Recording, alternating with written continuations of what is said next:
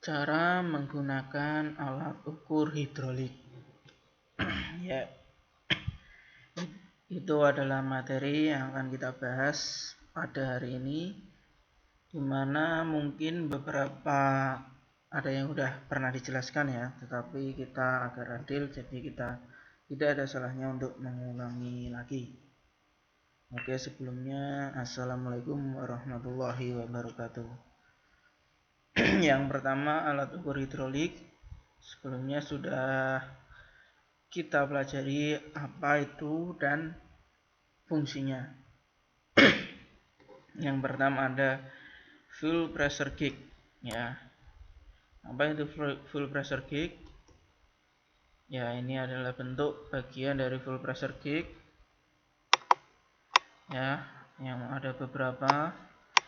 Yang pertama ada case, ya, case atau wadah. Kemudian ada pressure element assembly, ya. Yang kedua ada movement link, biasa kita sebut istilahnya mesinnya pada alat ukur. Kemudian ada dial, jarum atau pointer dan skala. Dan kemudian ada kaca, dan yang terakhir adalah ring untuk menutup semua bagian-bagiannya. Maka jadilah pressure gauge. Nah, kemudian bagaimanakah cara menggunakannya? Mari kita simak videonya.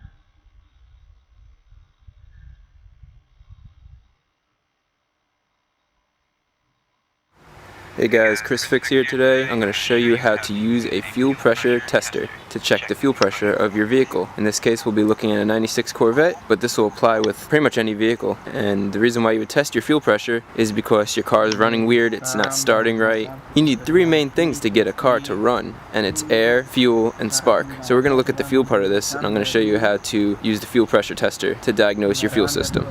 So this is the basic idea of a fuel system on most cars. You have your fuel tank with a fuel pump. In this case, the Vet has the fuel pump inside the fuel tank. Some cars have it on the outside. The fuel line down here has a fuel bensin yang akan nanti kita tes. Jadi kita perlu menggunakan tes nozzle pada bensin atau jalur bensin yang akan kita tes. Ini adalah jalur bensin pada mobil yang tadi. Ya, seperti inilah gambarannya. Kemudian bagaimana cara menggunakan full pressure gauge sendiri? Yang pertama kita harus mengetes dulu kendaraannya apakah normal atau tidak. Bagaimana cara mengetahuinya? Kita butuh menggunakan full pressure gauge, yaitu tanda-tandanya mobil atau kendaraan sering ngadat. Maka kita perlukan untuk mendiagnosis yaitu menggunakan full pressure gauge. Ya, kita percepat. Bagaimana cara penggunaannya?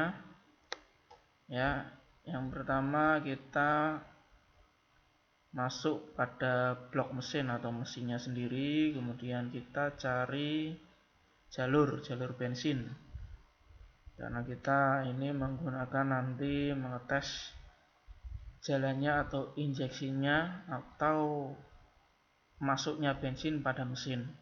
Jadi yang kita tes adalah jalur bensin ke mesin. Nah, setelah diketahui, maka dibuka, ya.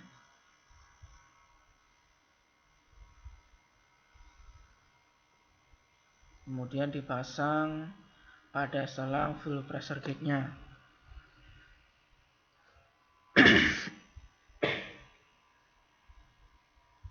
Setelah terpasang, kita lanjut pada skalanya atau gauge-nya, itu nanti diarahkan pada kaca mobil agar kita lebih mudah untuk membaca atau menganalisis. Setelah mengarah kepada kita untuk gampang membaca, maka kita lanjutkan langkah berikutnya yaitu menyalakan mobil. Ya, ini awal sebelum mobil dinyalakan. Nah, ketika dinyalakan dan digas, maka akan terjadi perubahan pada jarum pada gauge, yaitu naik. Ya, tandanya apa mesin atau jalur bensinnya masih baik, yaitu ketika digas jarumnya akan tetap bertahan seperti ini, jadi tidak turun lagi. Maka tidak ada kebocoran atau tidak ada masalah pada mesinnya, ya. Begitu pula jika ketika digas jarumnya naik tapi kemudian kembali lagi, berarti ada kebocoran biasanya atau ada masalah pada mesin jalur bensinnya. Ya, seperti itu. Kemudian lanjut lagi pada bagian-bagian bensinnya lagi, ya. Kan ada beberapa karena mobil ada 4 silinder kan. Tes satu-satu, maka akan ketemu manakah yang ada masalah jalur bensin ke mobilnya. Oke, itu adalah cara penggunaan full pressure kick. Kemudian kita lanjut cara penggunaan hydraulic tester. Nah, berbeda dengan pressure kick, untuk pressure kick, full pressure kick ini itu untuk mengetes pada bagian mobil ya, bagian otomotif mobil ya. Sedangkan untuk hydraulic tester lebih umum atau biasa untuk mengetes alat ukur hidrolik atau alat hidrolik. Lalu di sini nanti kita akan mengetes dongkrak. Nah, untuk menggunakan alat ukur atau hidrolik tes ini ada 3 macam ya, 3 macam alat bahan atau bahan dasar. Yang pertama ada pompa ya, yang merah. Yang kedua di sini ada gig ya untuk pointer, dan di sini ada, dan yang kuning ada silinder hidrolik.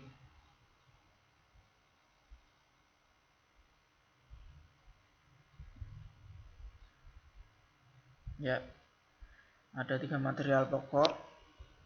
Yang pertama ada silinder hidrolik yang warna kuning, kemudian pressure gig ya atau gignya, dan pompa hidrolik. Bagaimana cara menggunakan atau cara membuat hidrolik tes tersebut? Yang pertama kita pompa dulu hidrolik, silinder hidroliknya ya, diisi angin istilahnya. Ya, setelah terisi anginnya, ya kita anggap anginnya sudah terisi atau sudah ada isinya, sudah siap digunakan. Kita lanjut pemasangan silinder hidrolik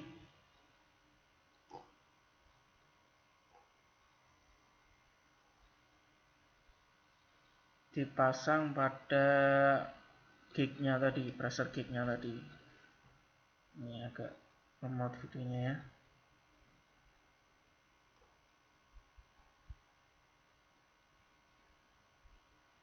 Nah, di pompa ini adalah gambar di pompa. Nah, setelah dipompa penuh,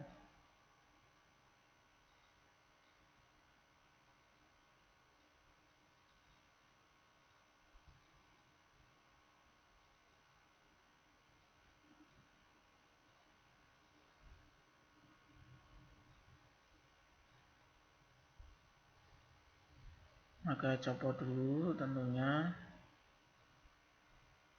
kemudian baru dipasang gignya atau pressure gignya.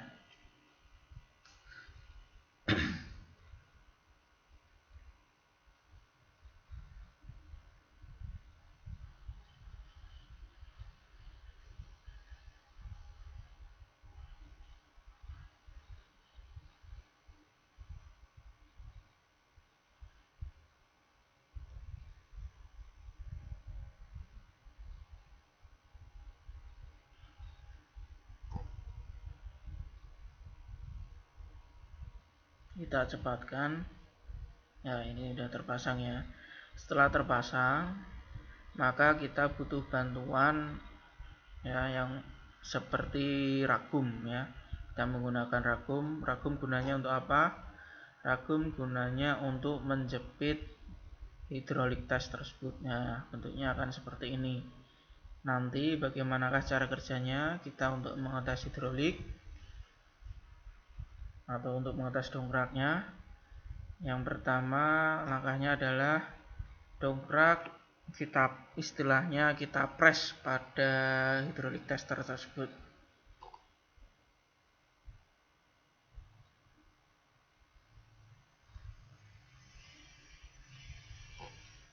Ya, bentar, masih loading.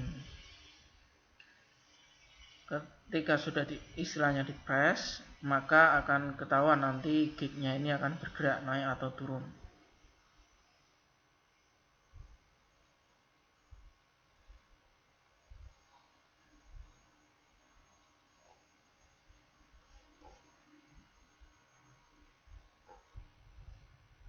Nah, seperti ini ya, di press. Jadi alat ukurnya di press menggunakan hidrolik. Maka jarum akan menunjukkan berapa tekanan hidrolik ya. Apakah naik atau naik terus turun lagi. Sama. Intinya kesimpulannya, jika jarumnya naik dan tidak kembali berarti alat hidroliknya atau di sini dongkrak itu bagus. Ya.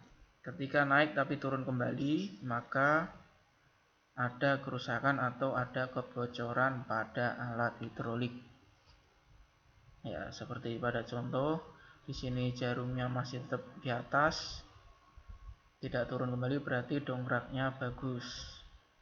Ya, itu cara menggunakan alat ukur hidrolik, yaitu hidrolik test.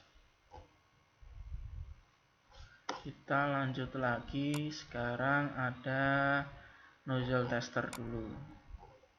Bagian-bagiannya, ini bagian-bagian dari nozzle tester. Yang pertama ada tube, yaitu pipa ya, nipple atau mur, full injection nozzle atau nozzle-nya, gauge-nya atau skalanya, nozzle tester, dan ini pompanya ya, bar. Mari kita lihat dalam bahasa Indonesianya ya. Nomor 1 ada pembacaan pengukuran tekanan tinggi penyemprotan bahan bakar atau skala. Yang kedua pipa ya, pemegang pipa saluran bahan bakar. Yang ketiga ada skrup ya, pengatur. 4 ada pemegang pengabut atau injector holder. Nomor 5 ada katup kontrol. Nomor 6 adalah badan pompa tester, sedangkan pompanya ada di bawahnya. Mari kita lanjut bagaimana cara penggunaannya.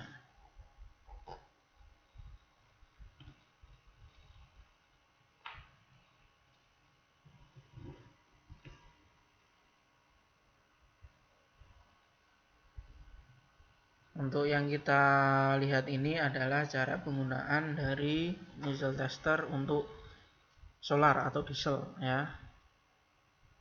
Yang pertama kita ada bagian-bagiannya, yaitu pertama yang perlu dibutuhkan adalah tentu nozzle tester sendiri karena kita mau mengetes nozzle. Kemudian tentu nozzle-nya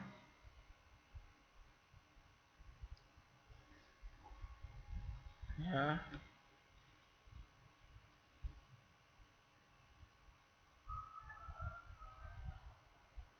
Ya, pertama nozzle-nya, kemudian tentu butuh kunci kombinasi untuk memasang dan mencopot.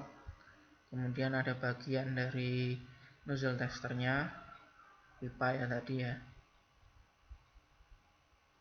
Kemudian solar, karena yang akan kita tes adalah nozzle pada diesel. Pertama kita pasang nozzle-nya. Oke. Setelah terpasang nozzle, dan tentu jangan lupa ada sebuah wadah lah untuk agar solarnya nanti tidak tercacar. Kemudian diisilah nozzle tester menggunakan solar. Setelah menggunakan solar ini tidak bisa digunakan langsung, tetapi kita harus membuang udara yang terjebak pada nozzle dan pompanya. Jadi kita pompa dulu hingga keluar sedikit solarnya, ya. Ketika solarnya sudah keluar berarti sudah tidak ada udara yang terjebak. Maka siap dilakukan uji pengetesan dan jangan lupa dikencangkan lagi agar tidak ada kebocoran saat pengetesan. Kemudian kita pompa lagi hingga jarum menunjukkan tekanan tertentu, ya. Nah, ketika dipompa nozzle solar keluar dan jarum naik, ya, seperti pada gambar tertahan, maka tidak ada kebocoran atau nozzle masih bagus. Kita coba sekali lagi, ya, kita lihat ketika dipompa naik, ya, ini udah full, ya, udah full pompa, ya, berarti tidak ada kebocoran. Tapi ketika turun berarti ada kebocoran pada nozzle. Nah, kita dipompa naik, ya.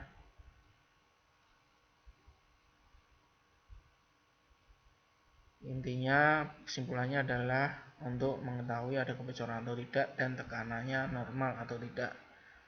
Ketika tertahan seperti ini berarti masih bagus, masih layak. Tapi ketika turun penuh, ya, turun penuh atau sampai 0 berarti bisa jadi ada kebocoran pada nozzle atau nozzle kurang bagus. Oke, kita lanjut alat ukur selanjutnya, yaitu injektor tester.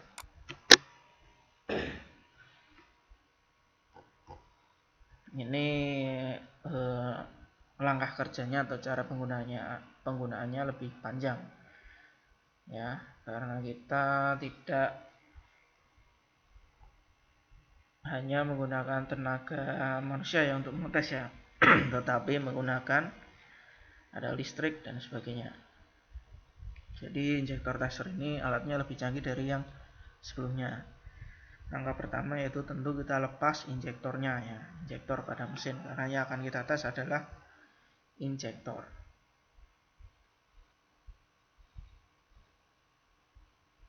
Kemudian setelah terlepas dibersihkan dan diberi nomor karena agar tidak tertukar nanti, karena pada sistem pengapian ada urutan injeksinya, ya. Kemudian dipasang pada dudukan injektor tester, ya, pipa delivery pada injektor tester.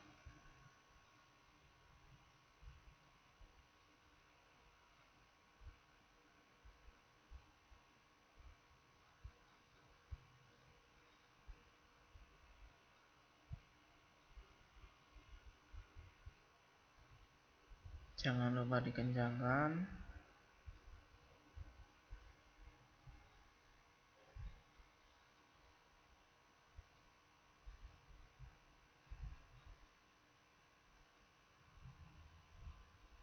Lalu pasang saluran bahan bakar ke pipa delivery injektor tester, ya.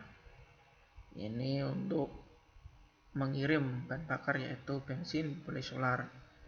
Kemudian pasang juga steker injektor pada soket injektor. Ya, ini juga ada di mobil, ya. Makanya ini ada urutannya lah. Fungsi dari pengurutan, ya, beri nomor pada injektor tadi adalah untuk pemasangan ini dan pemasangan kembali pada mobil nanti.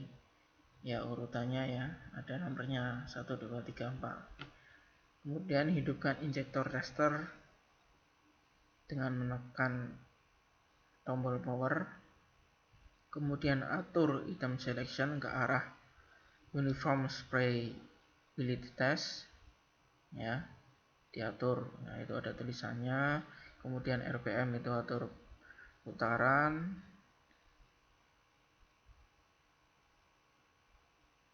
Biasanya pada angka 700, ya, kurang lebih.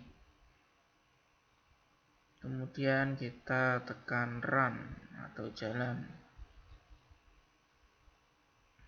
Nah, maka akan terjadi simulasi injeksi pada kendaraan. Ya, ini injeksi, ya. injeksi adalah suntikan. Jadi bahan bakarnya disuntik pada mesin. Nah, tunggu hingga timer berhenti, atau jika sudah merasa cukup, tekan stop ya. Nah, ini ada volumenya ya, ada tabung volume kalau injektor tester. Dan cara ngeceknya juga menggunakan manual book atau buku pedoman ya, apakah volume injeksi bagus atau tidak ya. Bagaimana mengetahui injeksinya masih bagus atau tidak, yaitu dengan menggunakan manual book tadi. Kemudian setelah selesai kita tekan drain ya, seperti pada mesin cuci, yaitu untuk menguras bahan bakar yang sudah dites tadi, hanya untuk mengetahui volumenya.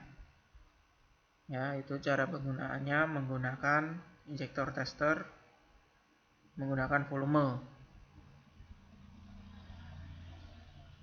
Nah, untuk tes kebocoran,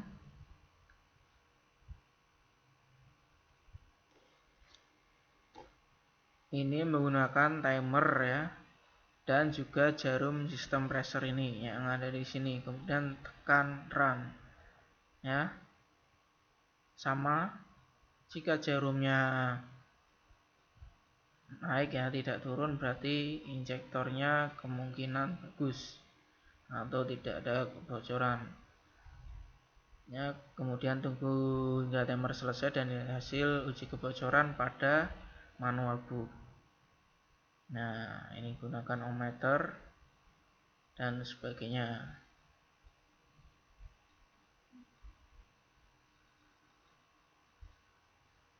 Nah, sedangkan untuk pemeriksaan menggunakan ohmmeter, prosesnya dilakukan di dalam mesin atau injektornya dilakukan di dalam mesin ya. Itu cara penggunaan dari injektor tester.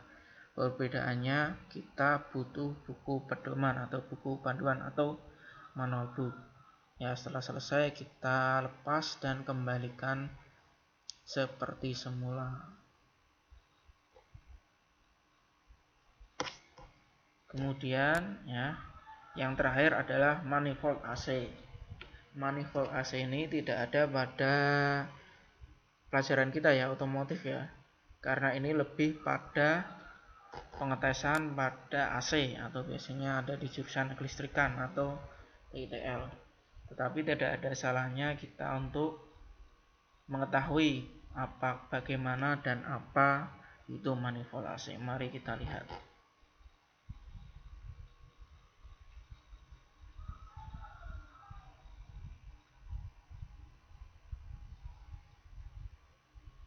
Cara menggunakan manifold AC untuk mengukur tekanan ya.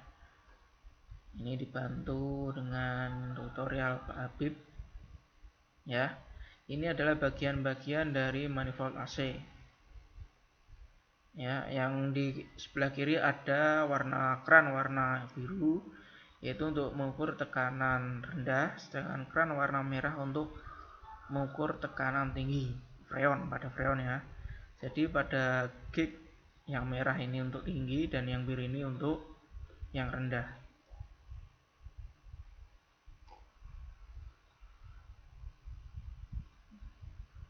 Kemudian di bawahnya ini untuk saluran ya, saluran pada sistem AC. Yang biru ya untuk yang tekanan rendah, yang merah untuk yang tekanan tinggi, dan yang tengah ini adalah untuk seperti vakum dan lain-lain, untuk membersihkan atau untuk menyedot mungkin ya. Yang kemudian di sini keran biru ini membukanya seperti pada keran pada umumnya, ke kiri dan ke kanan untuk membuka dan menutup ya, untuk jalur freonnya itu nanti.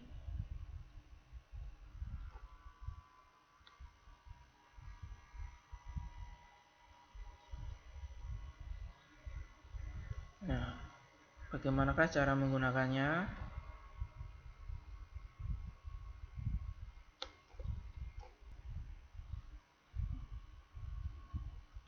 Nah, ini adalah cara untuk membuka dan menutup keran ya, seperti pada keran umumnya ya, kanan ke kiri ya, jarum jam atau berbalik arah jarum jam, seperti memutar baut Nah, nanti untuk jalan dari gasnya freonnya itu.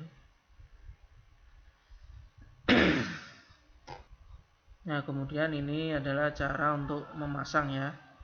Kita ulangi dulu.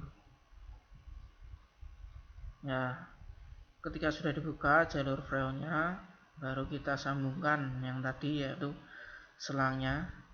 Kita mau ngetes tekanan tinggi atau tekanan rendah.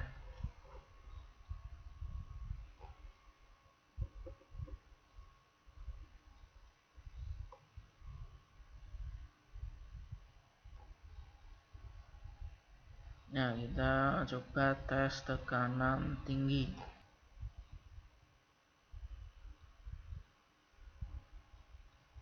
Kita pasang dulu. Kemudian setelah dites dibuka, kerannya dibuka, ya maka akan freonnya akan masuk dan diukur dengan gignya ini. Maka terjadilah perubahan pada jarum pada skala ya. Ini menunjukkan berapakah tekanan freon yang ada di AC. Apakah masih bagus atau tidak? Ya. Oke, ini cukup untuk manifold AC, kita cukup tahu saja. Mari kita masuk ke kesimpulan apa yang kita pelajari tadi ya. Kesimpulannya, jika skala jarum gig naik dan tidak turun kembali ya, ketika dilakukan pengukuran, maka alat hidrolik itu, apapun alat hidroliknya, bisa dongkrak, bisa nozzle, bisa injektor ya, itu masih baik. Tetapi jika jarum gig naik dan turun seperti ada kebocoran, maka kemungkinan alat hidroliknya ada masalah, bisa kebocoran dan lain-lainnya. Dan untuk kesimpulan injektor tester itu sesuai dengan buku pedoman atau manual book ya. Oke. Untuk materi penggunaan alat ukur hidrolik mungkin sampai di sini. Nanti kita sambung materi-materi selanjutnya ya. Terima kasih, jangan lupa absen di kolom komentar. Dan tugas atau ada tidaknya nanti diinfokan di GCR. Oke, terima kasih. Wassalamualaikum warahmatullahi wabarakatuh.